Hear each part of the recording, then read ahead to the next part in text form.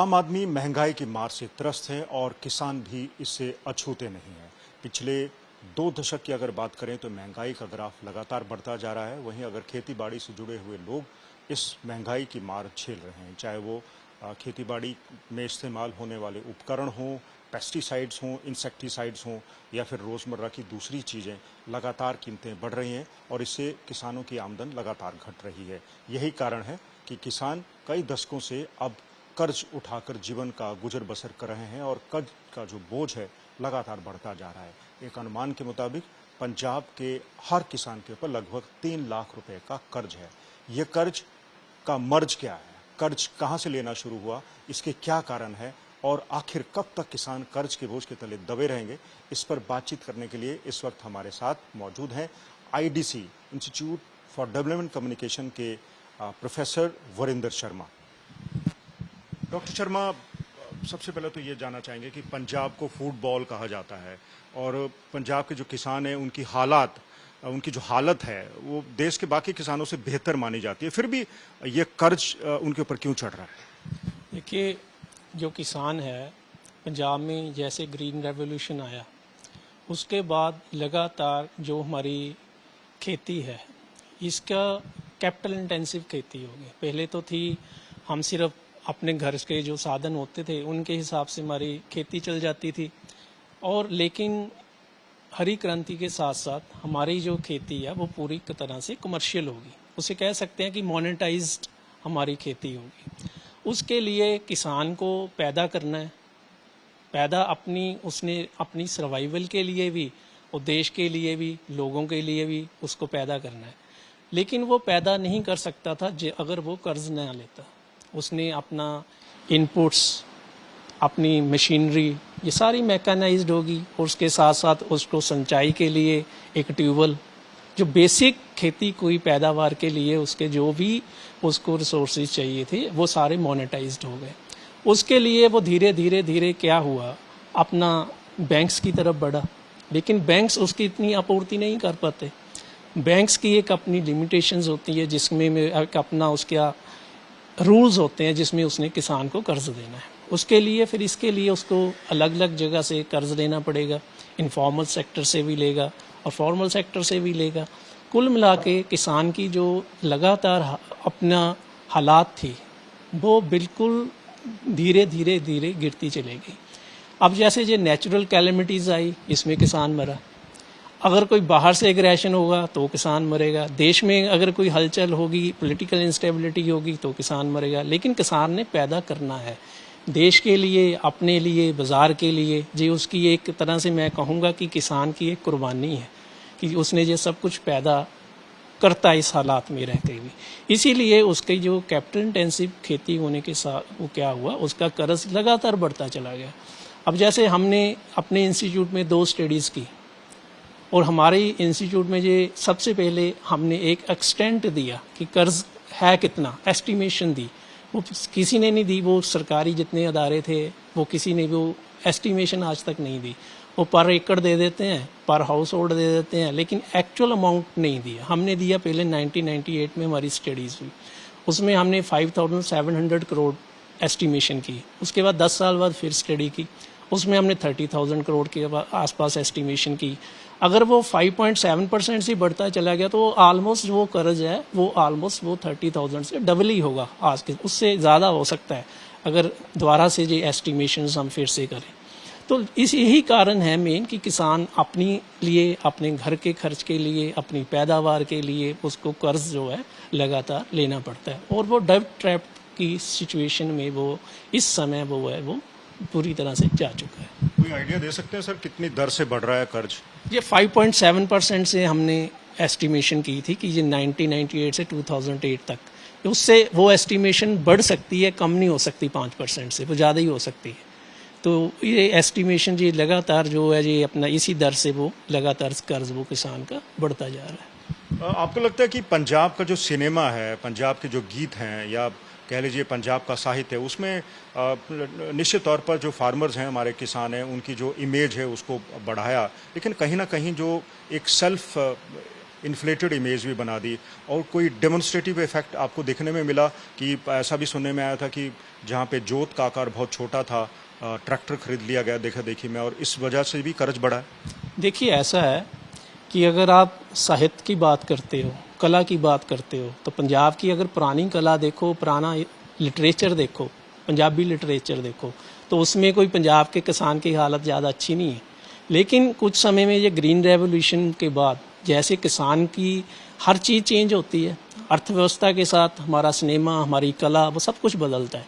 वो इस तरह से हमें उसमें दिखाया गया, डेमोन्स्ट्रेशन इफेक्ट वो ऑब्वियस था, वो आना ही था। तो लेकिन अगर हम कहें कि इसके कारण, जैसे दूसरा प्रश्न आपने ये किया कि छोटा किसान ने ट्रैक्टर ले लिया, उसकी मजबूरी थी कि वो उसको अपने, जब कैपिटल इंटेंसिव एग्रीकल्चर हुई तो वो भी नहीं रह सकता था, उसको अपने औजार जो खेती के है वास्तविक में वो लेने पड़े। तो इसमें मैं नहीं समझता कि ये उसने कोई डेमोन्स्ट्रेटिव इफेक्ट किया। अगर ट्यूबवेल लगाया, कोई डेमोन्स्ट्रेटिव इफेक्ट थोड़ा ना किया उसने, उसकी मजबूरी थी, उसको लगाना पड़ा, पानी चाहिए था, नहरी सिस्टम हमारा इतना अच्छा नहीं रहा, ये उसकी मजबूरी बनी, ना कि कोई डेमोन्स्ट्रेटिव इफेक्ट। मैं उस चीज़ से सहमत नहीं हूँ। ऐसा समझा जाता है कि देश के बाकी किसानों की तुलना में पंजाब के जो किसान हैं उनकी हालत बेहतर है, लेकिन शायद ये भी एक गलत फहमी हो, क्योंकि पंजाब के जो ज़्यादातर किसान हैं वो गरीब हैं, सिर्फ 4 से 6% किसान हैं वही अमीर हैं। इसकी क्या सच्चाई है? देखिए, हमारी जो फ्रेगमेंटेशन ऑफ लैंड है वो तो डे बाय डे बढ़ रही है। छोटी किसानी ज़्यादा है, मार्जिनल स्मॉल फार्मर्स लगातार बढ़ रहे हैं वो तो। और इसकी तरह इस उससे देखें तो ये नहीं मैं कह सकता कि जो बेसिक नीड्स से अलावा पंजाब के फार्मर्स के पास कुछ अकोमुलेट कर लिया उसने अपनी आर्थिकता की, उसने बहुत ज़्यादा वो आर्थिक तौर पे मजबूत हो गया, उस चीज़ से मैं सहमत नहीं हूँ। किसान अभी भी सर्वाइवल पे ही जीता है। अकोमुलेशन जो है कैपिटल की अगर कर रहे हैं कि फार्मर खेती से कर लेगा, स्मॉल और मार्जिनल फार्मर्स, कहना गलत है। जब तक वो किसी और दूसरे धंधों में नहीं चला जाता, जब तक उसके लिए खेती से कैपिटल अकोमुलेट करना सच्चाई नहीं है। तो आपके कहने का मतलब ये कि पिछले 3 दशकों में किसान की जो आय है, इनकम है, वो बढ़ने के बजाय घटी है या संतुलित रही है? और क्या अब क्योंकि खेती फ़ायदे का सौदा नहीं लग रही है कुछ मायनों में, क्या डाइवर्सिफिकेशन की ज़रूरत है?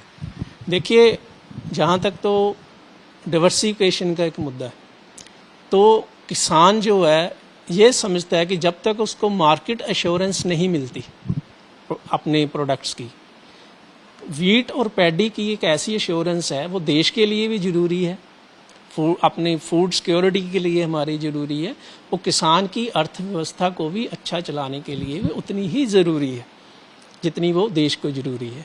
अगर हाँ कुछ ऐसी डिवर्सिफिकेशन हो जिसकी वजह से किसानों को लगे कि हमारी मार्केट एश्योर्ड है, एट पार जो हमें वीट और पैडी से मिल रहा है और प्रोडक्ट से मिले, जब उसकी खरीद को सुनिश्चित करें, फिर तो वो ठीक है। लेकिन अगर वो किसान को संतुष्टि नहीं है कि ये मेरा बाज़ार में बिकेगा या नहीं बिकेगा, तो इसके कारण डिवर्सिफिकेशन अभी कोई लगता नहीं है कि कोई किसान के लिए ये अच्छा अवसर है कि वो डिवर्सिफिकेशन की और वो जाएगा। कृषि आंदोलन जब हुआ था खेती कानूनों के खिलाफ, तो हमने देखा था ज़्यादातर जो प्रोटेस्टर्स थे वो पंजाब से थे, और उसके बाद एक और पहलू उसका सामने आया कि सवाल खड़े किए जाने लगे कि जो पंजाब में किसान आत्महत्याएं कर रहे हैं, उसमें जो प्राइवेट मनी लेंडर्स हैं, आड़तीय जिसको कह रहे हैं आप, उनके ऊपर भी सवाल उठे। आपने एक गहन अध्ययन किया है, क्या उसके सामने आया, और जो आड़तीय का किसान का रिश्ता है वो दरअसल है क्या, उसके क्या पॉजिटिव और नेगेटिव पहलू हैं? देखिए, अभी हमने एक अध्ययन किया है, relationship of the commission agents and the farmers. इस पे कृषि आंदोलन से पहले जितने भी अर्थशास्त्रियों ने ये लिखा है, या इतिहास में भी देखा जाए, तो उसमें यही था कि अपना जो कमीशन एजेंट है, आड़तिया है, कि वो एक बहुत ही उसकी लूट खसूट हो रही है, कर रहा है फार्मर्स की। लेकिन हमारे अगर वो इतना लंबे, हमने जो स्टडी में पाया, जो इतना उनका इतना लंबा रिलेशन चल रहा है फार्मर्स का, जो हमने सैंपल लिया, किसका 15 साल, 20 साल, 25 साल, अगर वो रिलेशनशिप किसी भी उसमें ट्रेड में रिलेशन हो, फैमिली सोशल रिलेशन हो, वो कभी इतना लंबा रिलेशन नहीं चलता। अगर उसमें एक्सप्लॉयटेशन हो, वो रिलेशनशिप ब्रेक हो जाता है। तो मुझे लगता है कि किसान और कमीशन एजेंट का जो रिश्ता है तो एक काफ़ी लॉन्ग स्टैंडिंग रिश्ता है, और इसको ब्रेक करना इतनी जल्दी वो लगता नहीं है कि वो आसान है। पंजाब में जो किसानों ने आत्महत्याएं की है, क्या उसका कारण सिर्फ बैंक्रप्सी है या फिर कर्ज है? देखिए, जो सुसाइड है, पहले तो प्रश्न उठता है कि कोई सुसाइड करेगा क्यों।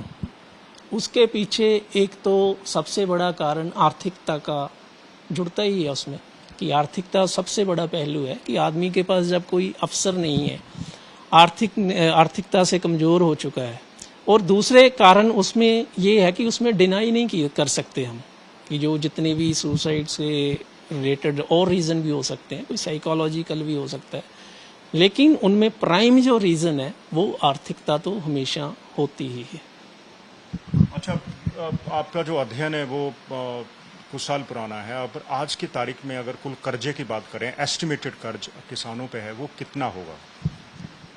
ये लगता है कि ऑलमोस्ट ये जो हमने अध्ययन किया था उससे डबल हो सकता, लेकिन कम नहीं हो सकता। मतलब जो एस्टिमेटेड फिगर है वो 60,000 थी हमारी, उससे डबल हो सकता है, कम नहीं हो सकता। 60,000 तो ये क्रॉस कर गया हो। अब हम साहित्य की बात कर रहे थे, फिल्मों की बात कर रहे थे। हाल ही में एक फिल्म आई है जवान, उसमें एक सवाल खड़ा किया गया कि किसानों के कर्जे माफ़ नहीं किए गए, इंडस्ट्रियलिस्ट के कर्जे माफ़ कर दिए गए विदाउट नेमिंग एनी इंडस्ट्रियलिस्ट और पॉलिटिशियन। मैं आपके समझता हूँ कि क्या सरकारों को एक ऐसी नीति बनाने की ज़रूरत है कि किसानों को इस बोझ से थोड़ी राहत मिले?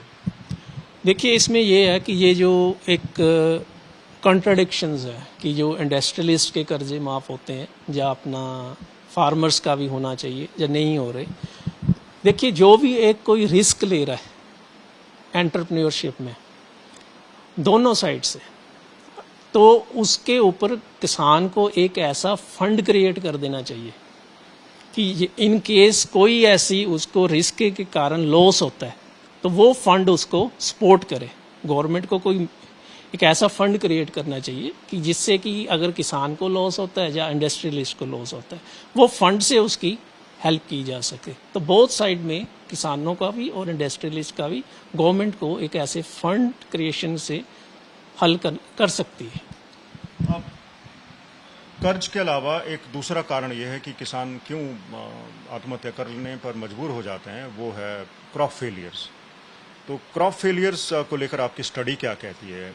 क्या क्रॉप फेलियर्स के बाद जो सरकार घोषणाएं करती है कि हम आपको मुआवजा दे देंगे, गिरदावरी करा लेते हैं, उसका एस्टिमेशन हो गया, क्या किसानों तक वो सही जो मदद है वो पहुंच पाती है, और क्या जो मदद मिलती है वो नाकाफ़ी होती है? देखिए, पहले तो वो सिस्टम को सिंप्लीफाई करना चाहिए कि ये गोदावरी या कोई और ब्यूरोक्रेटिक जो भी उसमें फॉर्मेलिटीज़ हैं किसान को मुआवजा देने के लिए, उसको सिंप्लीफिकेशन वो ज़रूरी है। उसके बाद जो भी अपना सरकार को लगे कि इनको जो भी मतलब कि एक सफिशिएंट लेवल तक जो है वो सहायता, तो सरकार का एक ड्यूटी है, कर्तव्य है, देनी चाहिए ज़रूर। क्या आप भविष्य देखते हैं पंजाब में खेती का?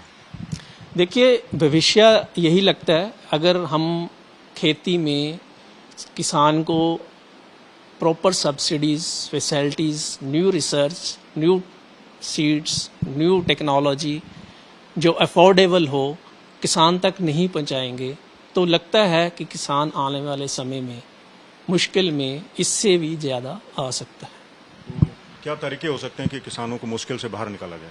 एक तो देखिए ये है कि उनको न्यू अपना जो टेक्नोलॉजी है, पैदावार बढ़ाने के लिए सीड्स हैं और ऐसी मार्केटिंग इंफ्रास्ट्रक्चर है किसान के लिए, वो क्रिएशन हो, अफोर्डेबल रेट्स पे उनको मशीनरी अवेलेबल हो, मार्केट से लिंक करने के लिए उनको न्यू टेक्निक्स हो।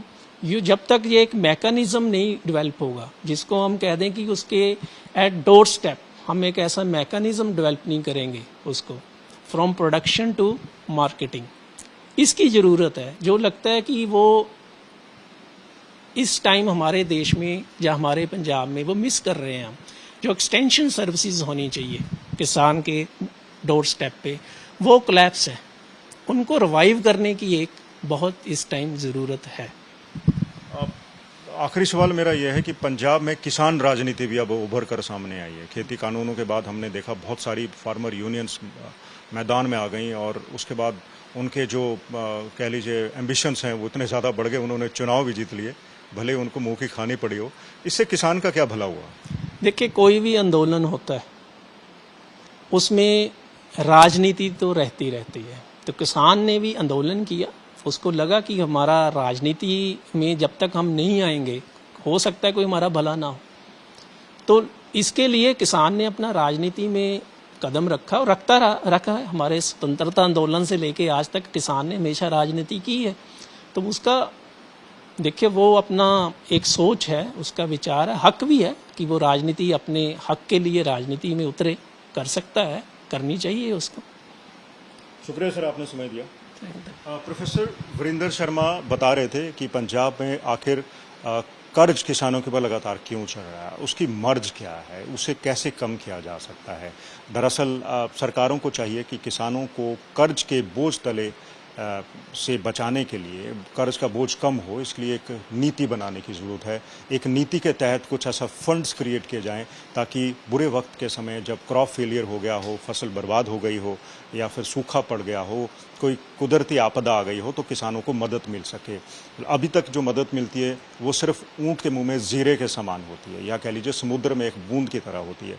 किसान त्रस्त है, उसके ऊपर लगातार कर्ज बढ़ रहा है, कर्ज दुगने से दुगना हो गया है। एस्टिमेटेड 60,000 करोड़ रुपए के करीब पंजाब के किसानों के ऊपर कर्ज चढ़ा हुआ, और एक अनुमान के मुताबिक लगभग 3 लाख रुपए का कर्ज हर किसान के ऊपर इस वक्त है।